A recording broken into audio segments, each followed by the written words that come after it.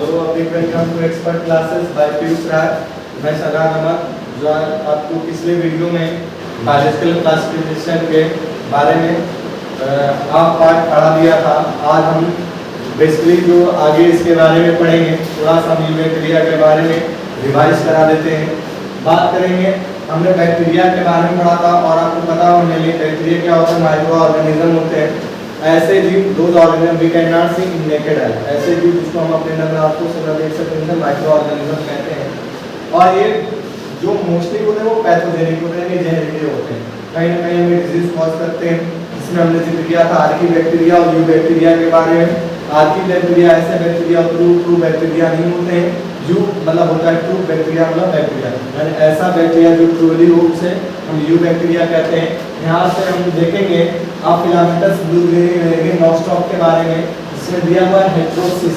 Heterosis होता है different, सिस मतलब होता है म्यूसिनेशनल सिस के द्वारा ये क्या होते हैं, आपस में जो इनके सेगमेंट होते हैं एक दूसरे से अटैच्ड होते हैं। हमने यहाँ पे देखे कीमोसिंथेटिक ऑटोट्रोफिक का मतलब ऐसा न्यूट्रिशन जो बॉडी के बाहर सिंथेसाइज होने के बाद जो डाइजेस्टिव मटेरियल है उसके बॉडी के अंदर एंटर्ड करें, ऐसे न्यूट्रिशन को हम बोलते हैं कीमोसिंथेटिक न्यूट्रिशन। और हेटेरोट्रॉफिक बैक्टीरिया में हेटेरो मींस होता है डिफरेंट, बैक्टीरिया ट्रॉफिक मींस होता है न्यूट्रिशन, यानी अलग अलग होस्ट यानी अलग अलग प्लांट बॉडी या एनिमल बॉडी से अपना न्यूट्रिशन प्रोवाइड कर ले, ऐसे बैक्टीरिया को बोला जाता है हेटेरोट्रॉफिक बैक्टीरिया। और इस टाइप के न्यूट्रिशन को कहते हैं हेटेरोट्रॉफिक न्यूट्रिशन। आगे हम जिक्र करते हैं जो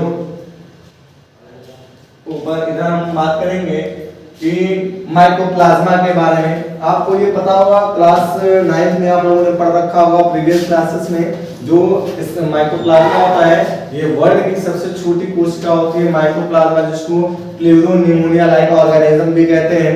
इनके अंदर क्या होता है, डीएनए का रेप्लिकेशन होता है और रेप्लिकेशन के थ्रू क्या होता है, न्यू डीएनए का फॉर्मेशन या आरएनए का फॉर्मेशन होता है। जो माइक्रो होते हैं, पार्टिकल्स होते हैं जो इन्फेक्शन के थ्रू क्या होते हैं, वायरस या बैक्टीरियल के through one generation to another generation transfer हो जाते हैं। अब हम मेनली जो बात करेंगे प्रोटिस्टा के बारे में। आपको पता होगा जो हमने आरएच विट्टिगर क्लासिफिकेशन जब आउटलाइन पढ़ा उसमें हमने सारी चीजें का जिक्र कर लिया था। यहाँ पे क्या किया, आरएच विट्टिगर साहब ने all single cell eukaryotic are place under the protista. Protista के अंदर जितने भी एक कोशिकीय यूकैरियोटिक सेल को रख दिया, but the boundaries of this kingdom are not defined. लेकिन उन्होंने ये बिल्कुल सीमित एक तरीके का नहीं रखा कि इसमें किसको रखा जाएगा। इनमें इन्होंने क्या कर दिया कि कुछ फंजाई को भी रख दिया, जिससे इन्होंने कोई लिमिटेशन नहीं था इनका, जो कि इनका एक अवगुण यानी डिसअपॉइंटेशन हो गया। इन्होंने बिल्कुल क्लेरिफाई नहीं रखा, जिसमें इन्होंने बहुत सारे प्रोटेस्टियन को रखा, जिसमें बायोलॉजिस्ट ने क्या किया, इसमें क्राइसोफाइट को और आपके डिनोफ्लैजिलेट इल्यूमिनाइज स्लाइम मोड को इसमें इंक्लूड कर दिया और इसमें प्रोटोजोअन्स को और प्रोटिस्टा दोनों को इंक्लूड, यानी इनका डिमार्केशन बिल्कुल क्लियर नहीं था प्रोटिस्टा के थ्रू, यानी ऑल सबको तो इन्होंने इंक्लूड कर दिया, जो इनका एक नेगेटिव एस्पेक्ट आगे चल करके बना।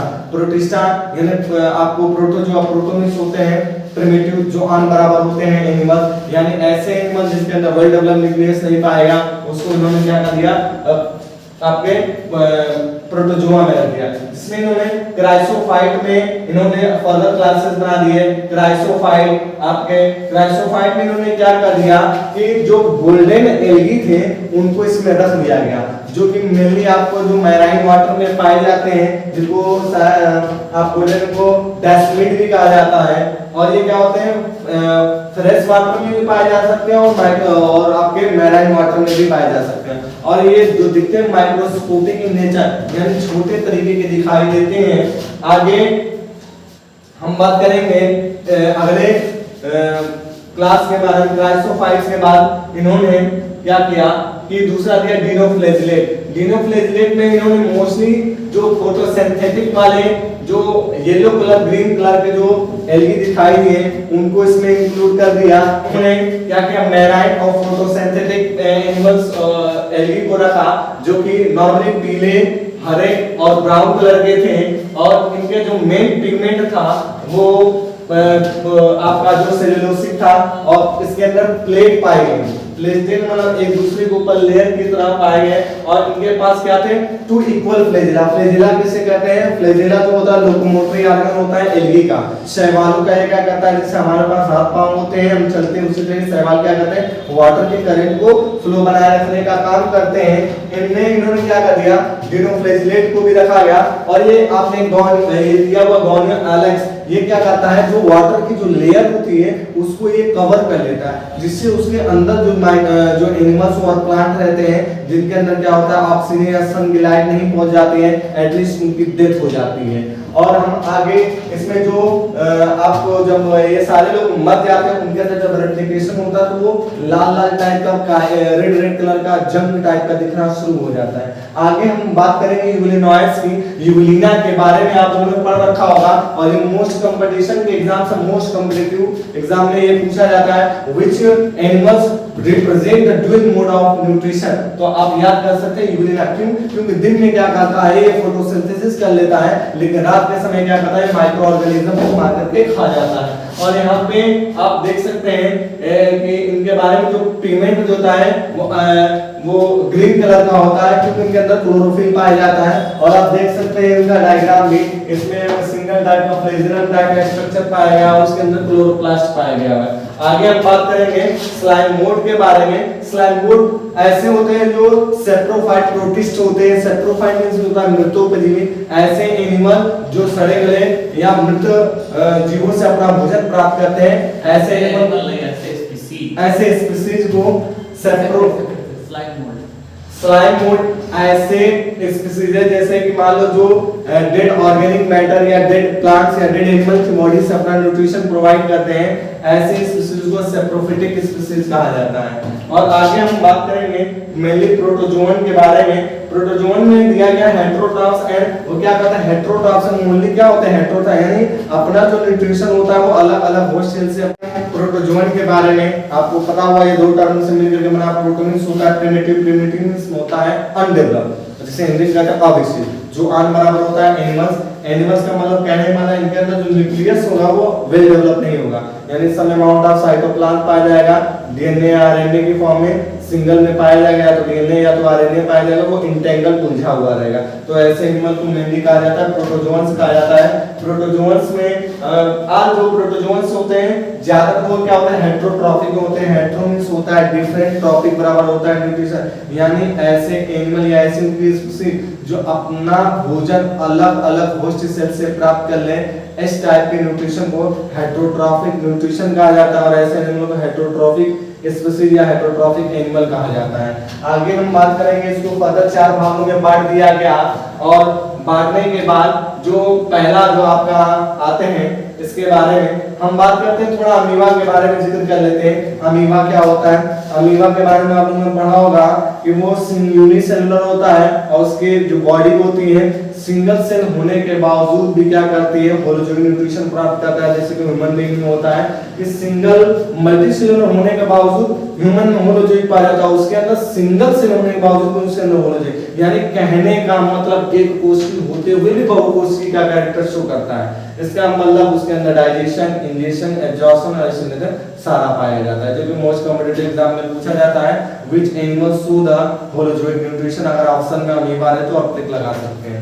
आगे बात करते हैं फ्लैजिलेटेड प्रोटोजोन के बारे में। फ्लैजिलेटेड प्रोटोजोन का मतलब समझ जाइएगा ऐसा प्रोटोजोन जिसके पास फ्लैजिला पाया जाएगा, यानी लोकोमोटरी ऑर्गन पाया जाएगा और वो प्रोटोजोन होंगे।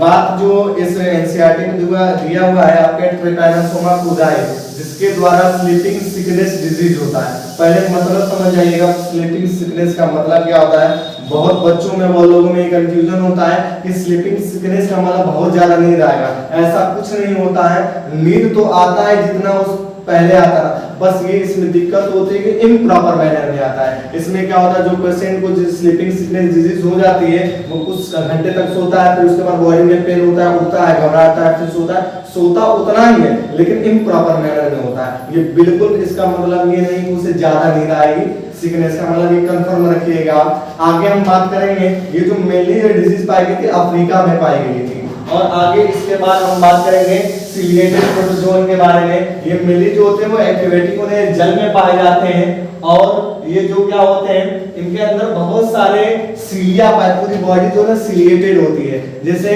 पूरी बॉडी में हेयर लाइक स्ट्रक्चर पाए जाएंगे। आप लोगों ने देखा होगा मेनली पैरामीशियम के बारे में, और इनके अंदर पैरामीशियम का यहाँ पे आप स्ट्रक्चर देखेंगे, अगर आप देखेंगे तो यहाँ बहुत ढेर सारे ऐसे सीलिया पाया जाएगा, हेयर लाइक स्ट्रक्चर, बहुत ढेर सारी, पूरी बॉडी सिलिएटेड होती है, काउंटेबल नहीं, ऐसा माना गया एनसीईआरटी में 1000 ऑफ सीलिया, यानी काउंटेबल नहीं, 1000 से भी ज्यादा भी पाए जा सकते हैं और उससे कम भी पाए जा सकते हैं। आगे हम देखते हैं सिलिएटेड प्रोटोजोन के बारे में। इसमें जो एग्जांपल आपका पैरामीशियम का बारे में दिया गया, और अगला बात दिया हुआ है स्पोरोजोन के बारे में।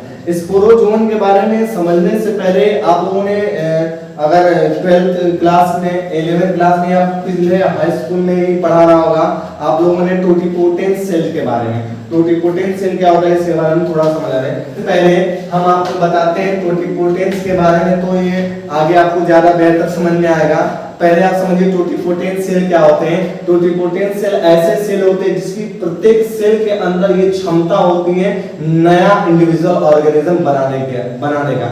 जैसे कि आपके स्पोरोजोन में आप लोगों ने देखा होगा, इसमें क्या होती है, स्पोर स्टेजेस पाई जाती है, जो आपके प्लाज्मोडियम के बारे में, मलेरियल पैरासाइट होता है, जो कि आप लोगों ने मलेरिया, आप लोगों ने जो डिजीज का होता है वो स्पोर के द्वारा होता है। और इसके अंदर क्या होता है कि जो उसके अंदर टोटिपोटेंसी पाई जाती है। एक सेल भी अगर बॉडी के अंदर एंटर्ड हो जाता है, वो न्यू ऑर्गेनिज्म का फॉर्मेशन कर देता है, और वो क्या करता है, पूरी बॉडी को इंफेक्टेड कर देता है मलेरिया से। आगे हम बात करेंगे किंगडम फंजाई के बारे में। फंजाई के बारे में आपको हम बताते हैं, पहले फंजाई क्या होते हैं। फंजाई वो तो है मेनली नॉन फोटोसिंथेटिक प्लांट होते हैं, इनके अंदर प्रकाश संश्लेषण की प्रक्रिया नहीं पाई जाती है। और फंजाई जो आपको पिछले वीक पढ़ा होगा एल्गी और फंजाई के बारे में, दोनों में अंतर भी पढ़ रखा होगा कि एल्गी जो होते हैं वो फोटोसिंथेसिस की प्रोसेस करते हैं, इनके अंदर अपना फूड स्टोरेज मटेरियल पाया जाता है। इनके अंदर भी ये मोस्टली क्या होते हैं, ये आपके जो हेटरोट्रॉफिक नेचर के होते हैं, ये अपना भोजन खुद स्वयं नहीं बनाते, वो दूसरे डेड ऑर्गेनिक मटेरियल पे ग्रो करते हैं। और ये मोस्टली जो होते हैं ना आपके डार्क प्लेसेस में ग्रो करते हैं, जैसे आपका किचन में जो अचार रखा हुआ है या ब्रेड रखा हुआ है उसके ऊपर ये आसानी से ग्रो कर जाते हैं, और जैसे इनके ऊपर सन की लाइट पड़ती है डिजेनरेट होकर के गायब हो जाते हैं।